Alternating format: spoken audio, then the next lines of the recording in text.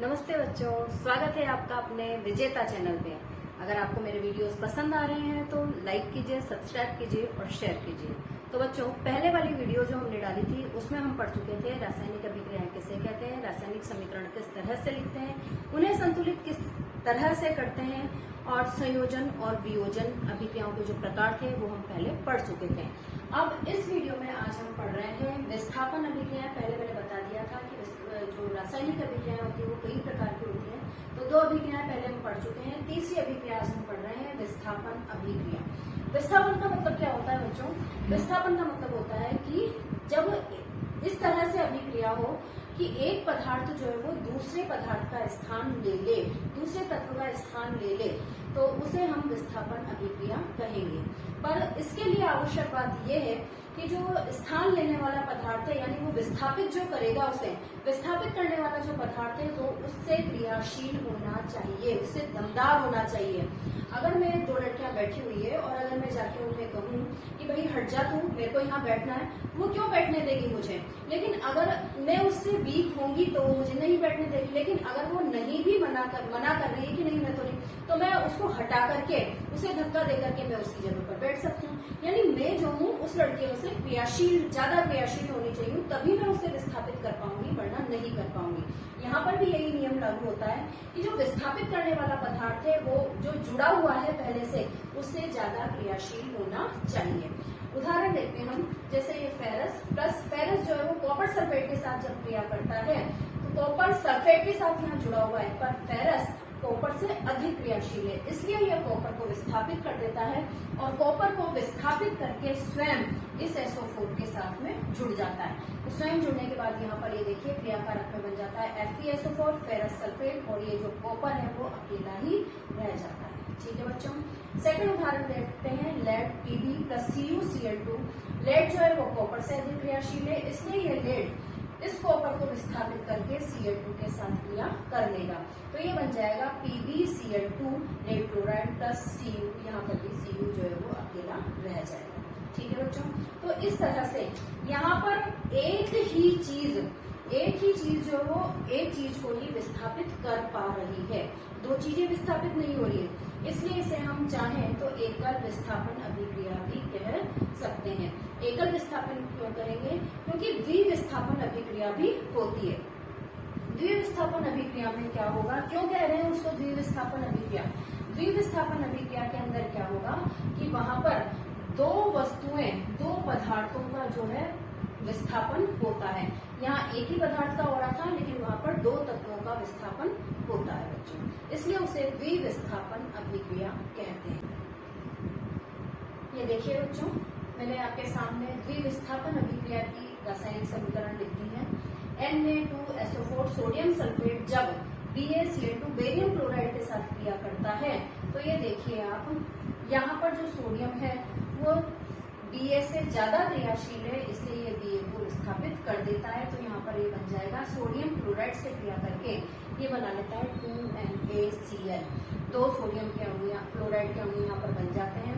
इसके बाद में ये जो Ba होता है वो Ba इसके SO4 से क्रिया करके यहाँ पर बना लेता है BaSO4 बेरियम सल्फेट। तो इस तरह से देख लीजिए, दो तरह के यहाँ पर आयन बने थे, प्लस और माइनस, उन दोनों तरह के आयनों ने एक दूसरे को विस्थापित कर दिया है, इसलिए दो तरह के नए यौगिक हमारे पास में बन गए हैं, दो तरह के विस्थापन हुए हैं, इसलिए यहाँ पर इस अभिक्रिया को हम क्या कहते हैं, द्विविस्थापन अभिक्रिया। समीकरण परिभाषा के रूप में अगर हम बोले तो कह सकते हैं कि जिस अभिक्रिया में दो नए पदार्थ बन रहे हो, दो तरह के आयनों का आदान प्रदान हो रहा हो, विस्थापन हो रहा हो, तो ऐसी अभिक्रिया को हम द्विविस्थापन अभिक्रिया कहते हैं। ठीक है बच्चों, नेक्स्ट अभिक्रिया जो बच्चों आती है वो होती है उपचयन अभिक्रिया। दो तीन शब्द यहाँ पर एक जैसे हैं, उपचयन, अपचयन और फिर अपचयन उपचयन एक साथ भी लिख देते हैं। तो सबसे पहले हम समझे उपचयन का मतलब क्या होता है। उपचयन का मतलब होता है या तो किसी तत्व में ऑक्सीजन की वृद्धि हो या हाइड्रोजन का ह्रास हो। इसी के आगे आप शॉर्ट में इस तरह से लिख सकते हैं याद करने के लिए।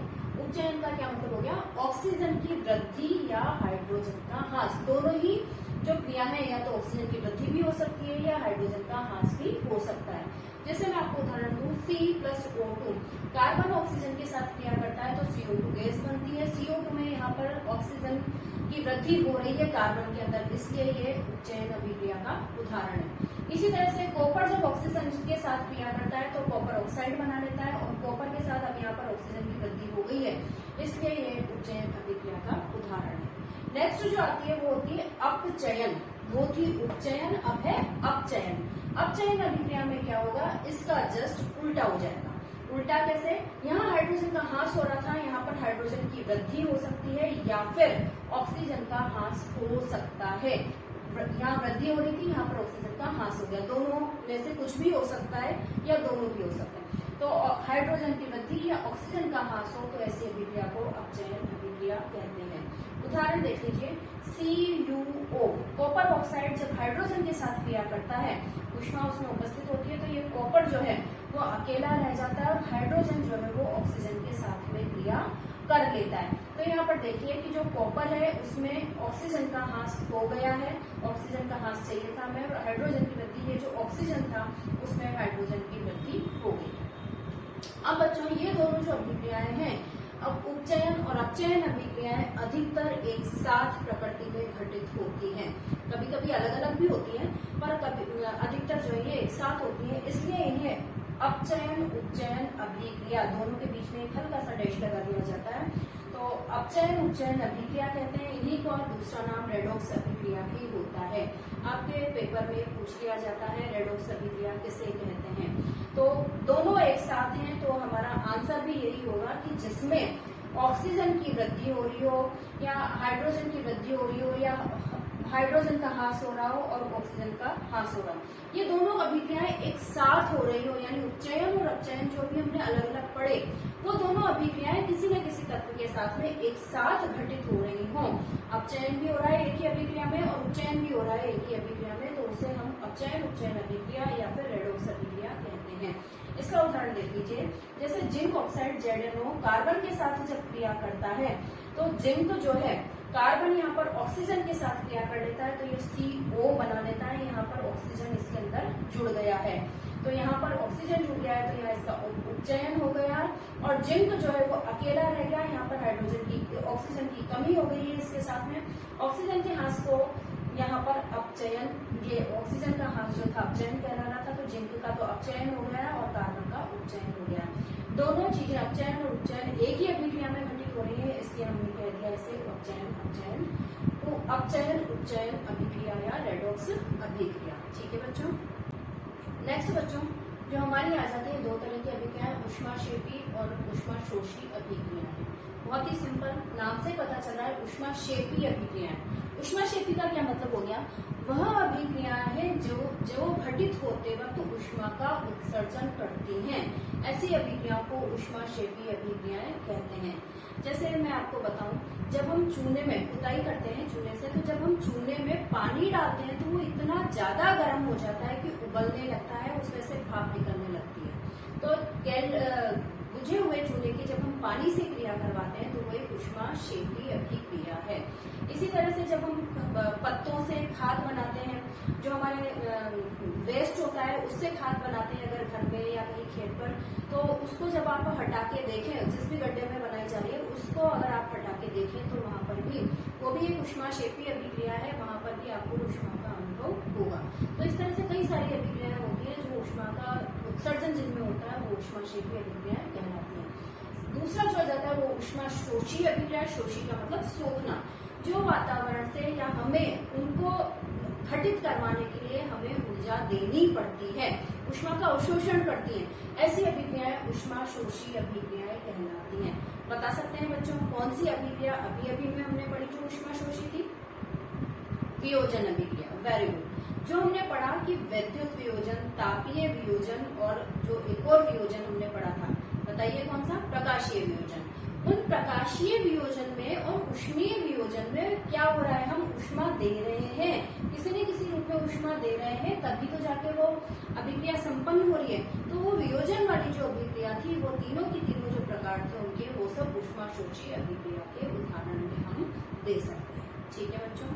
अब लास्ट में हमारा जो आ जाता है टॉपिक वो है दैनिक जीवन में उपचयन अभिक्रिया का प्रभाव। उपचयन अभिक्रिया से आप मतलब समझ गए होंगे, ऑक्सीजन का जुड़ना।